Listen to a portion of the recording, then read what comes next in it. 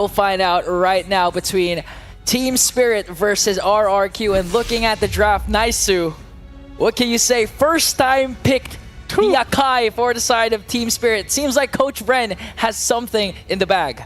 Yeah, and it's right now, maybe it's a lot of the Hello Panda we've been doing all day, but hey, I love to see it, bringing it to this matchup.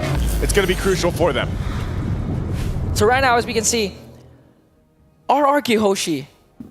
The performance of this team yesterday was really phenomenal. Again, Edok, unstoppable, unbelievable show plays. And this time, he's rocking the same hero at the roamer. But we can see right now, Team Spirit, they're not backing down. They want to get control of the mid, and they can do so because they have high pokes, the Hylos and the Aurora. I think with that too, the fact that you have, you know, RQ with a very, they can pick off pretty well. They can get tempo set up pretty well, and this is all what we've seen so far up to this point from them. You know, the whole Kings of the Brawl server, can they keep the tempo going? Can they set the momentum right away? That's what they go for. Even with a little early action, just for the Lith Wanderer own, you know, keeping things in check, but I think it's up to Team Spirit to be able to go ahead and match that, and so far they've done a pretty good job. I mean, just the preview we got yesterday. Yeah, and I think for RRQ HOSHI, they really have to even things out, but look at the Sunset Lover already with the pokes. Wow, there's already a lot of damage coming out from Edok. He's actually going to not be able to pick up the kill, but here comes the rest. Asawa will fall. First blood in the hands of RRQ HOSHI. And this is what we want from RRQ HOSHI, an early start, early aggression. They have to utilize the fact that they have Sutsujin with the Suyo in terms of taking neutral objectives. Again, paired up with the Sever is going to be easy, but looking at the emblems, anything unusual you see right now? Nothing too crazy. Again, you know, this I'm waiting to see, especially for Sunset Lover, to be able to pop off on this Jushin pick that, you know, you would naturally think it's picked up, it's prioritized a lot of times, but also how this works with the fact that you also have a hero in the Akai that we don't see too often, but it is tend to be an answer. They're going to initiate a fight again. They get the flicker out though from Edok, so that's fine and good for Team Spirit. They're going to be able to start up this turtle. RQ HOSHI will get in position. They're waiting to get that orange buff locked in. Might be able to buy enough time. Dyron holding up the front. There's the lockdown with the Frigid Glacier. And Kiboma jumps on in with a heavy spin just to zone out Sutsujin as the turtle is secured. And now Dyron's going to back off as well. Good play for the objective from Team Spirit. So far, so good. Coach Bren was actually saying that in terms of best of one, drafts, preparing for drafts will only get you so far, but it looks like they prepared very well. Kid Bomba, again, with the Akai pick, last pick, clearly knows his job, which is to soak up the damage, try to zone out Sutsujin as much as possible, because you know you can't go head-to-head with the Suyo early on when it comes to neutral objectives, especially since the Sever and Retribution combination is there. But Hiko, on the other hand, looking at the emblem set, he does go with the Impure ratio. We can expect a lot of sustain coming in from this Granger. So he can go head-to-head with Skylar in terms of the laning phase, even if it's a 1-1. What do you think about that matchup? I know we haven't seen the Granger too much. You know, it popped up a couple times yesterday. But hold on. I don't think they can actually commit to this. Going back to it, what do you think of the matchup against the 1-1, at least for this Granger? I think so far with the emblem set of Hiko, I think it's going to be easy for him, especially if the continuous rotation of the mid-duo will go towards that gold lane. Yeah. Skylar is really going to have a hard time, really needs to maximize his veterancy, his experience up against a rookie Hiko. And so far, you'd expect Skylar to really lead or to really dominate the gold lane despite whatever heroes has been used because of Skylar's experience. But so far, Team Spirit, it seems like they're not backing down. They have the guidance of the three veterans in the form of Sunset Lover, Kid Bomba, and Sabu as well, who is in fact, as mentioned by Renmar, the second highest in total assists in M Series history. Imagine that. It's crazy to think, because that statistic where, you know, Oh My Venus had what, like plus 100 on top of that stat, but definitely still working towards it. That veterancy comes into play for both teams really for this, but you know, still, you gotta imagine Hiko being the youngest player. 16 against a player the caliber of Skylar is definitely a true test for him. And so right now, as both teams get in position, second turtle for the taking, couple shots with the Destinata here. But still, they gotta approach this carefully. They're gonna jump in. Dyron zones out the heavy spin, the Frigid Glacier to separate them for the fight. Sutsujin will be able to get the turtle, and now the flare brings them back as Dyron falls. Not sure if they still want to fight this. They're going to back off. RQ gets the objective at the cost of a life of Dyron. Okay, I think Thieves are right. That was a trade they were willing to take. They couldn't get any much closer to RQ HOSHI. Again, the threat of Edok, Jeet Kune Do, as well as the counter initiations that the Rinse can provide with the Frigid Glacier. They don't want to overextend as much as possible. So right now, they're just getting the things that they can against an aggressive lineup with RQ HOSHI right now. So far, not so much lead established by RQ HOSHI. Looking at the kill scoreboard, still 1-1. Man, Edok really needs to pop off like how he did yesterday up against KBG if they really want to get a step closer to the knockouts. I think either way, you know, whether it's Edok or not, they can kind of just take their time, really, with the lineup that RQ HOSHI has, especially with the fact that you have a 1-1 in your side and, you know, you want to be able to build up. Because later on, obviously, we've seen the Granger, especially late game, where the Granger in the gold lane eventually gets to. Able to set pace, able to go ahead and use that Destinata to its advantage, and then the Rhapsody. But I'm also wondering, you know, because you have to play against this Beacon and you have Sunset Lover on the Jushin pick here, RQ HOSHI has to kind of choose those fights at the right angle. Yeah, they can rely on a Frigid Glacier and they can rely on a kick to help them out, but there's a lot they have to do in consideration with this. Edok himself takes a couple shots. Go ahead and regen up. I'm not sure if they actually want to commit to this. The rest of the team rotating down. He does flicker defensively. They call it off, but he's dragged back by the Lantern, and that's what we're talking about with the Jushin. Huge, quick response from Team Spirit. They did cast a glorious pathway, but it was well worth it. They were able to take down Edok. So this is like telling RQ HOSHI, hey Edok, we've watched how you played yesterday. You're not going to do the same unbelievable Jeet Kune Do kicks, unbelievable Way of the Dragon kicks you've been showing yesterday.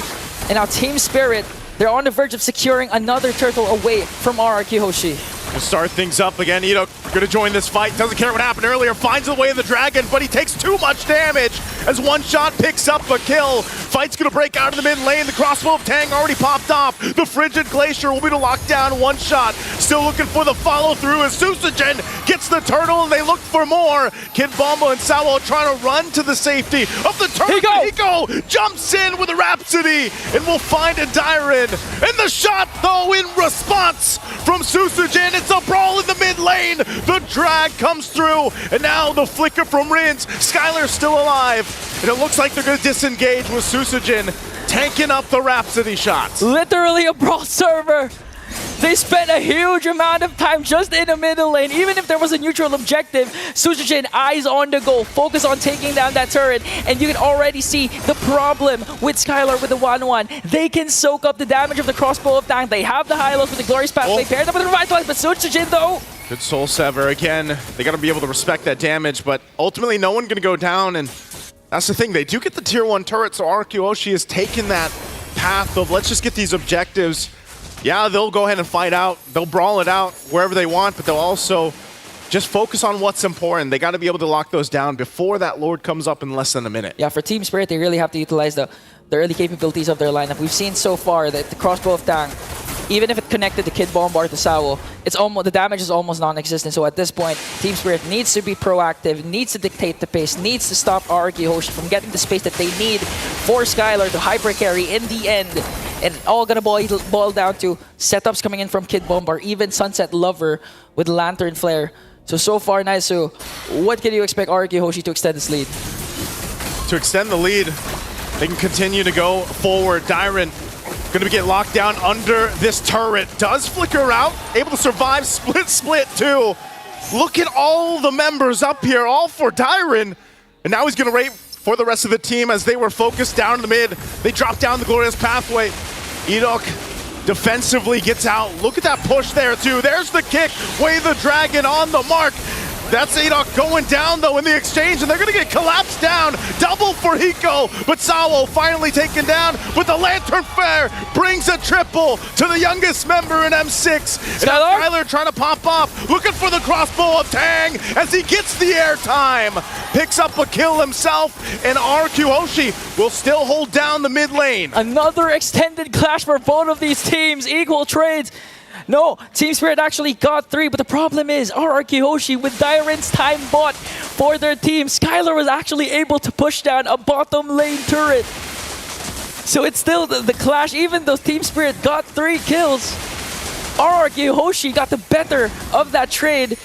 And now, in fact, they can actually start things off with the Lord. Again, Edok goes in. Takes too much damage as Hiko picks up a kill. Destinata finding the mark on Rins. Rhapsody to follow, pops the passive. Sutsujin will be able to secure the Lord, though. And Kid Bomba on the run. Sunset Lover trying to chase down Sutsujin. And Hiko is just popping off at this point as he picks up another. Action is just non-stop. Both teams looking for trades. But again, RRQ Hoshi, for the price of Edok, for the price of Sutsujin, they get the first Lord. They have a lot to work with right now, even with a 500 gold lead. Sunset, look at Skylar right now! Talk about the confidence there, the veterancy showing.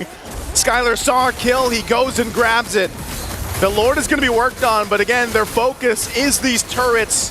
They take the tier 1 out, now the tier 2 on the top side. RQ Hoshi will play into that first Lord take. Wow, just going back at what Skylar said before, that he wanted to guide 4 new members of RRQ Hoshi, first time M series. He wants them to guide to victory, and clearly so far, he's doing that. They're on the driver's seat, 1.9k, although there are extended clashes that sometimes go in the favor of Team Spirit, but most of the time go in the favor of RRQ Hoshi. You can clearly see the veterancy of Skylar, the shot calls that this team is doing. 1.8k gold lead. Already no outer turrets in the bottom lane and the top lane. And if you're Team Spirit at this point, what can you do to stop the dominance that Skylar has been showing? Well, they can utilize Hiko here as we get a little preview of the stacks he's got. And this is one of the things that can play a part in Team Spirit obviously staying in the game. It's nothing too crazy, you know, it's just a 2,000 gold deficit that Team Spirit has to work against. And if they can utilize Hiko's power spike, but this could be troublesome. Again, the kick gonna find the mark, in trouble.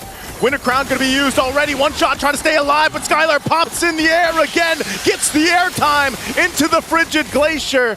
They find one shot, and now RQ will set their sights on the mid-tier 2. A lot of ultimates committed from the side of RRQ Hoshi, but the best part is they were able to take down one shot, and literally Edok was one shot away from dying, but safely evades a potential death. So RRQ Hoshi, this time, even though they're committing a lot to those 5-man clashes, they're making sure the Team Spirit doesn't have opportunities to go for trades. And in 40 seconds, RRQ Hoshi again can extend their lead by taking down a Lord. And this time, they have huge control over the map.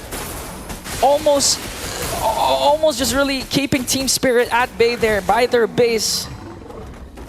And now, the counterattacks that RRQ Hoshi just keep showing again. Rins, you have to commend the Aurora with a beautiful Frigid Glacier, with the beautiful Frosty Breeze, really setting themselves up perfectly, even with the Glorious Pathway, even with Kid Bomba's Akai.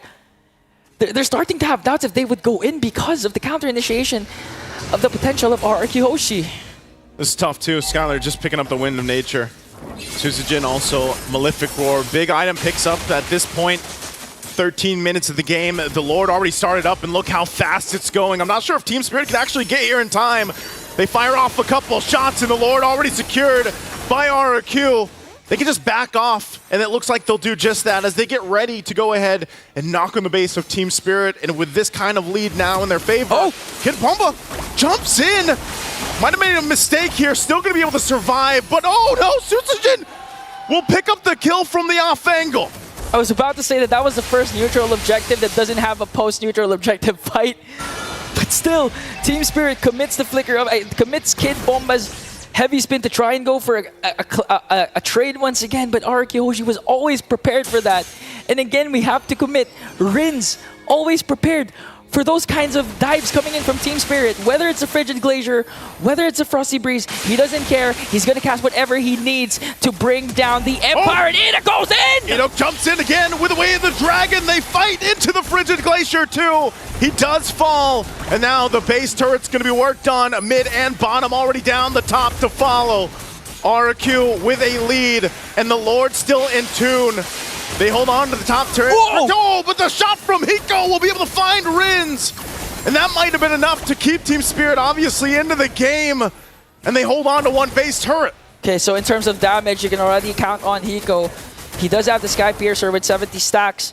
So clearly what Death Sonata shot was all he needs to take down Rins. Luckily, prior to that Death Sonata shot, the passive of the Aurora was already expended.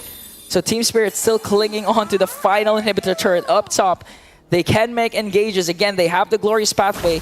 They have Sunset Lover with the Jushin. One good take like that could do things. Bomba jumps in again. Tyron, the target. They're going to fire off, and again, another kill for Hiko. Another stack added. And now they look for more. RQ on the defense. They're running. Even with 2 base turrets down, Team Spirit looking to make plays based off the heavy spin, based off the utility they have here with the lineup. And this is the thing. This is actually their personality. This is actually their playstyle. According to them, they perform well under pressure. Looking at the current runs in the MCC, they're always used to crawling back to the top from the lower bracket. So in terms of pressure, Team Spirit so far is unbothered. Even Hiko has a slight gold lead up against Skylar with 13.2k gold lead. But at this point, does it even really matter? Because it's all going to boil down again into the macro gameplay that RRQ HOSHI can instill against Team Spirit.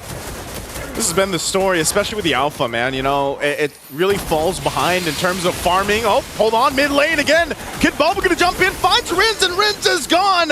As Team Spirit finds the pickoff right in time. We're 10 seconds away from this Lord.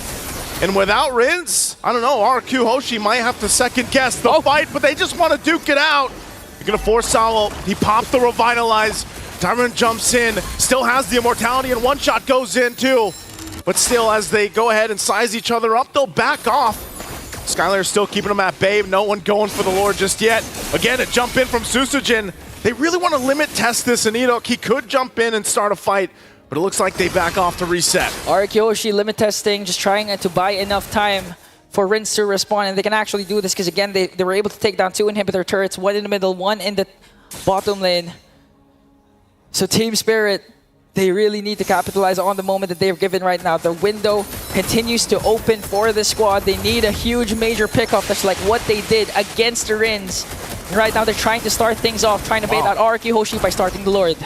Destinata here. Really troublesome to deal with RQ in the front side. They're going to be able to push Team Spirit off of this Lord, though. They look like they wanted to start it up. But you got to keep in mind, too, they've got the 2 base turrets down. So Team Spirit, how they approach it, who's going to be able to start the fight? It looks like it's going to be a stalemate so far. RQ HOSHI can indeed play the macro game here. A huge chunk of minions onto the bottom lane. They're going to wait a reaction from Team Spirit, but Team Spirit, they actually know this. They're actually trying to burst down the Lord. There's the flicker in, forcing Hiko on the back. They were to use the Frigid Glacier, but one shot gets the Lord. Looking for the fight to continue on as RQ will run into the jungle. They find the airtime. Sunset's gone. Hiko's gone. They lost all their damage as RQ HOSHI runs into the mid. They'll clear out the Lord and look for more as Skylar is unstoppable. And you can see it as they march into the base. The kingdom, the kings of the Brawl server will win this Brawl tonight. And a step closer for Skylar and his squad to qualify for the knockout. An amazing, intense performance from RRQ HOSHI.